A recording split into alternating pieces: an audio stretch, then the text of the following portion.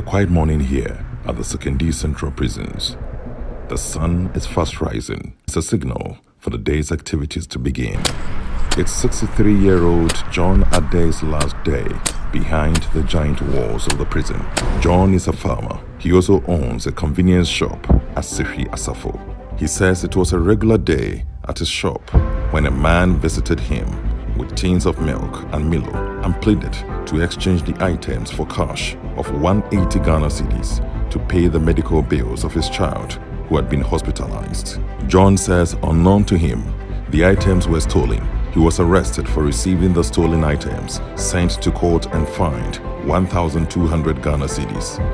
He could not pay the fine, so had to serve the 9 months in jail.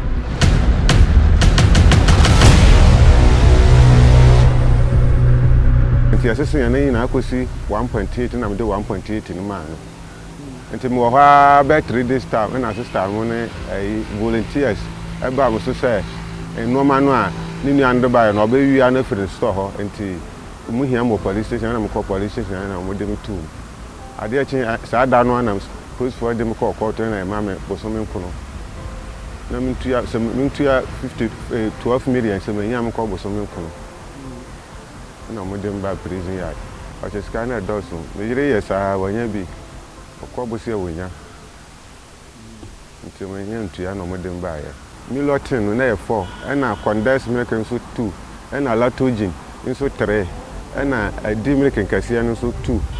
Adi milk nkase na ye 3, e na ode kan ho na ode ba e na sesen ya ni na kosi 1.8. E na mtu ya nka na ode ko ya. Nti nipa no propose one yesa nkomo pe na ache no odwane. Mo hwe no mo nya na che no o me nim se me nte sa ofie adwuma na me ye tembia mafu madwuma na me ye nti asane e ba ye no nsire se obia me ba fie obia anye ma wa tu ma obia ehu me ma obia nwane se bia me ye npa bo ni bia.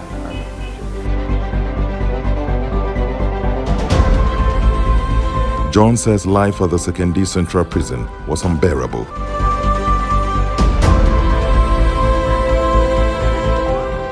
Be 5:30 ni akwakodon mo aka egu dem e hyew odem ho aduane no so nye aduane ne nye enkwa ne nye wo yale sese ye mpa nyame amoa wa obewu. But for the intervention of the Commonwealth Human Rights Initiative, John would have served the full 9 months jail term. He is one of 3 persons who recently had their fines paid by the CHRI and are now reunited with their families.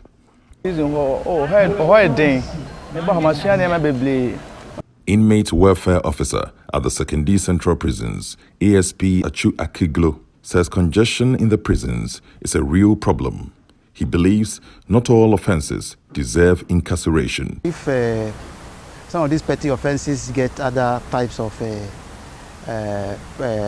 punitive measures rather than incarceration, to go a long way to decongest the prisons, because you get these guys either doing community work or how the system structures it, but not incarceration. Pretty much congested. I may not be able to give a figure, but it is pretty much congested. Here at the Koforidua Central Prisons, Isaac Edu is also getting ready to reunite with his family after he was jailed for failing to report an accident. He was a pillion rider when his brother crashed their motorbike. His failure to report the crash landed him in police custody and later in court. His inability to pay the 1,200 cedi fine meant he had to serve a 9-month jail term. He was in prison for 5 months until the CHRI intervened. Isaac's friend at the Koforidua Central Prisons, Richard Akono, was incarcerated after he transferred 850 Ghana cedis from his sister's mobile phone account into his account. He couldn't pay his 600 Ghana cedi fine, so had to serve a 9-month jail term. The CHRI paid these fines during the peak of the pandemic as a COVID-19 response intervention to help decongest the prisons and decrease the risk of infection to both inmates and officers. The intervention falls under CHRI's ongoing advocacy for the decriminalization of petty offences, which seeks to promote a holistic approach which will ensure that the decriminalization of petty offences is adopted in the ongoing efforts to reform the criminal justice sector in Ghana.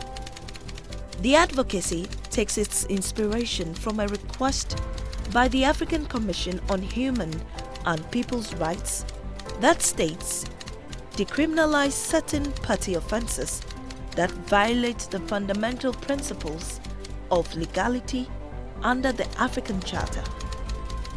The Commission has subsequently issued guidelines, the principles on the decriminalization of petty offences to help African states achieve that goal. It also calls on states to deal with other petty offences that meet the fundamental principles in an alternative way than criminalization. Public Relations Officer of the Ghana Prison Service, Chief Superintendent Courage Achem, says the scope of Ghana's sentencing policy is limited and has contributed to the congestion. Our challenges are quite enormous. We have logistic and equipment of that will help us. Let me say logistics and structures that will help us actually take on board more adequately reformation and rehabilitation of our inmates. The ration that is provided by government is not enough, but there are a number of things we also do to supplement. You are aware that we go into agriculture as well. So we are able to produce, get some of the produce from our farms and supplement what is provided by government. And then also we'll get donations from the public, which we also use in supplementing what is provided by government. So that is how we are managing. Okay. And I must say that without these other interventions, it would have been a bit more difficult. Okay. All the measures I mentioned that are being put in place to ensure that we reduce the congestion, if we should operationalize all of them even today, we'll still have congestion to deal with. Okay. And so for us, any measure that is targeted at reducing or eliminating congestion in our prisons is a welcome development for us. So that will mean that our numbers will reduce, because of course we have people in there who have committed minor offenses. That is one reason why as a service we have also come up with a draft bill which has made provisions for non-custodial sentences, because as we speak now the scope of our sentencing policy is quite limited, and so our judges and magistrates are constrained to use only those options. So we believe that when other options are introduced that the judges can explore, it will go a long way in reducing our congestion further. According to the Ghana Prison Service, the government of Ghana spends about 25,217 cedis and 90 pesos on each prisoner per year, and this is regardless of the type or category of offence committed. This translates to 2,101 cedis, 50 pesos per month per prisoner. The service provided a breakdown of the yearly amount stated as follows: 657 cedis on feeding, 120 cedis on healthcare, 320 cedis on sanitation, 200 cedis on clothing, 65 cedis and 70 pesos on firewood, 23,855 cedis and 25 pesos goes into running the rehabilitation and reformation activities, maintaining prison security, light, water, staff emolument, and other miscellaneous expenses.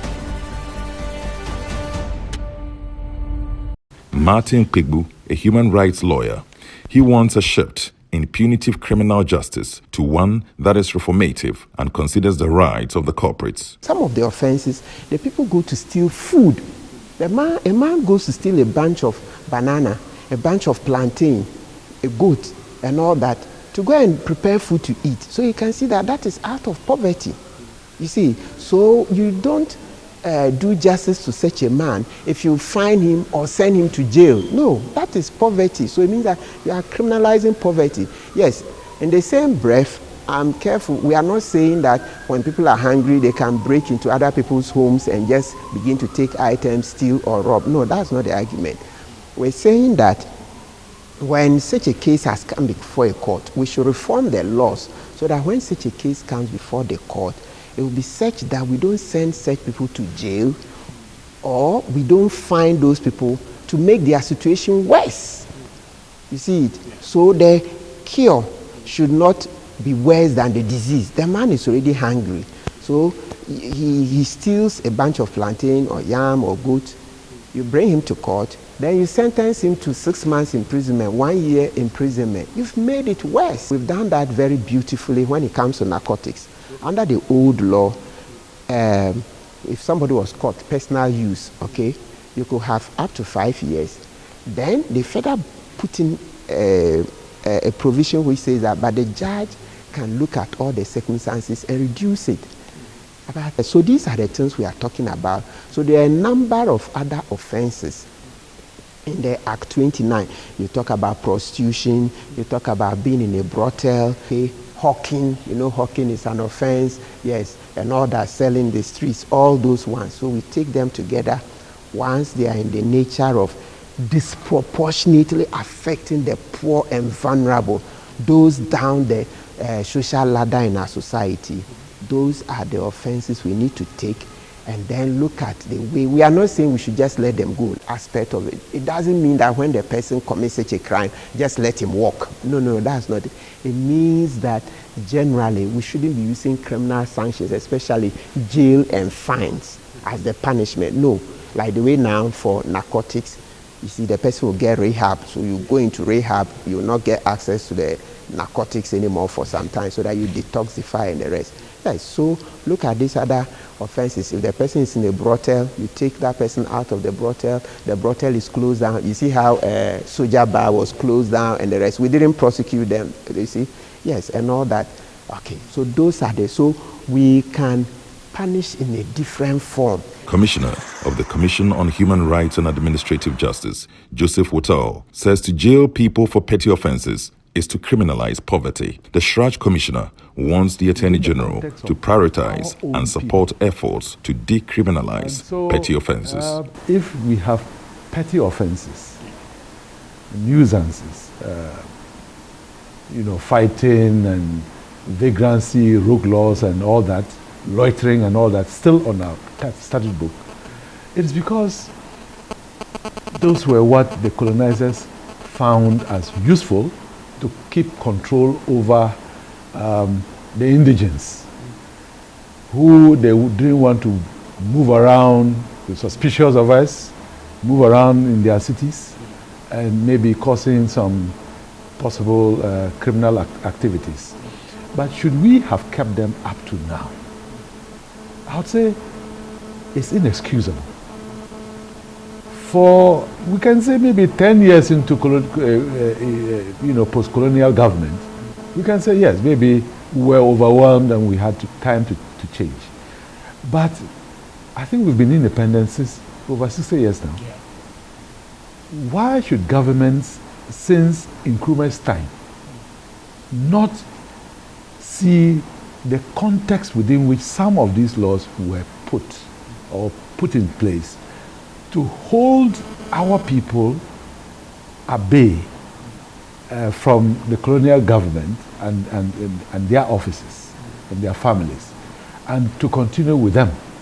So the time has come, counting from 2012 up to now, the government of Ghana has done nothing much. I think the Attorney General should be up and doing. I know he's a very active guy, proactive guy when it comes to law reform, because I work with him in that sector. But I think this is an area I've not heard much from him. I'm signaling to the Attorney General to ensure, because this is a bill that can only be be put before Parliament by government. And I'm signaling that he should ensure that this finds space, a very prominent space on his desk. And as soon as possible, we should look at it and ensure that it moves to Cabinet for scrutiny and to Parliament. And I'm also signaling Parliament, please, we are talking about, it's not just criminal justice reform. we are talking about the poverty of our people.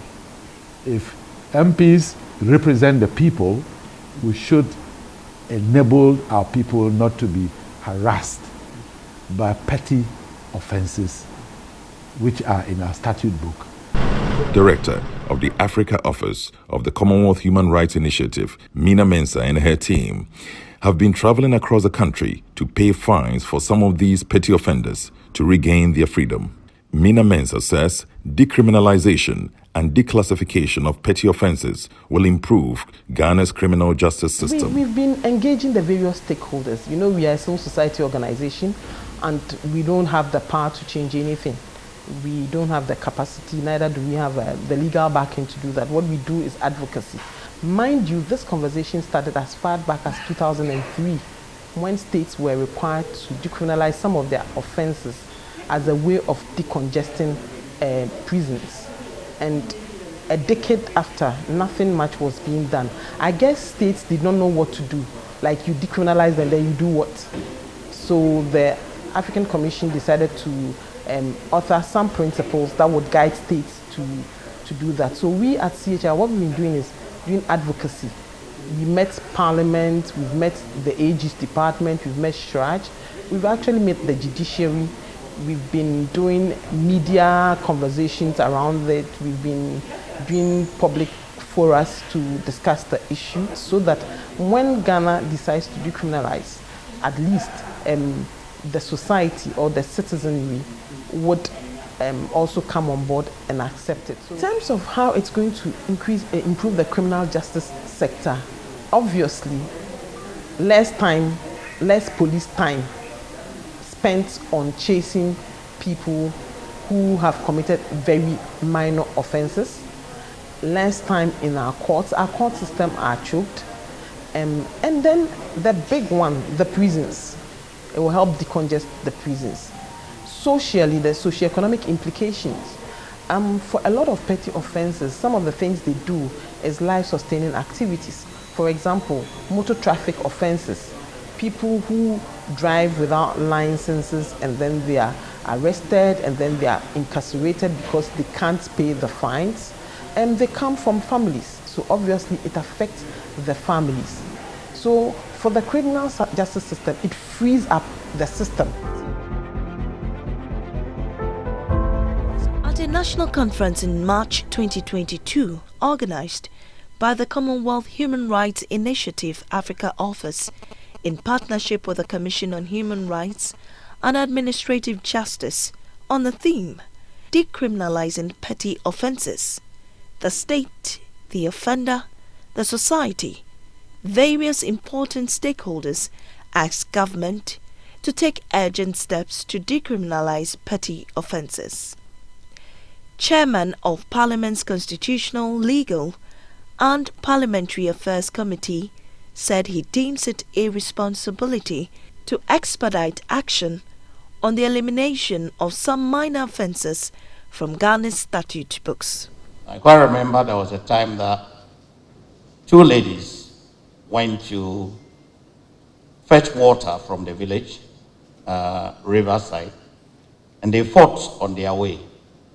And the police charged them act tending to disturb the peace of the public. The question was how many people were at the site and were being disturbed. So I cannot agree with the chairman more when he says that it leads to the corruption of the security forces and also leads to the congestion of our prisons. Deputy Attorney General Alfred Tiayeboa has been listing some of the petty offences he believes must be removed from Ghana's laws. He says government is committed to working with stakeholders to see that happen. Such petty minor offences, such as disorderliness, loitering, begging, urinating in the public, and hawking, among others, are matters that we need to look at when it comes to petty offences in Ghana. In Ghana, examples of such offences may be found in section 296 of Act 29, which criminalizes actions such as throwing rubbish in the streets in subsection 1, committing a nuisance while in town in subsection 2, making loud noise to the annoyance and disturbance of any person in subsection 7, idling in a public place in subsection 21, among others. The proposal to decriminalize such offenses advocates that such acts and their associated penalties should be removed from the criminal law and diverted into alternative enforcement mechanisms operated by municipal assemblies in order not to diminish the dignity of disadvantaged persons or single them out for punishment on the basis of their status. These suggestions are made because urban and rural contexts supply various challenges to those living with limited means. The research report by the Commonwealth Human Rights Initiative on Decriminalization and Declassification of Petty Offences recommends that nuisance offences should be decriminalized to make them tortious liability or be made statutory offences such that they are handled by the local government institutions. Alternative sanctions to imprisonment, such as probation, rehabilitation, and fines, should be used. Where decriminalization is not possible, it is recommended that the offense in question is declassified and operable within the scope of bylaws passed by metropolitan, municipal government should implement a range of non-custodial sentencing measures as punishments for minor offenses and restrict traditional custodial sentences to punishing more serious crimes. Law enforcement agencies should be trained on international protocols like the International Covenant on Civil and Political Rights, the International Covenant on Economic, Social and Cultural Rights, the African Charter on Human and People's Rights, the African Charter on the Rights and Welfare of the Child, and other soft laws, including the Fair Trial Principle.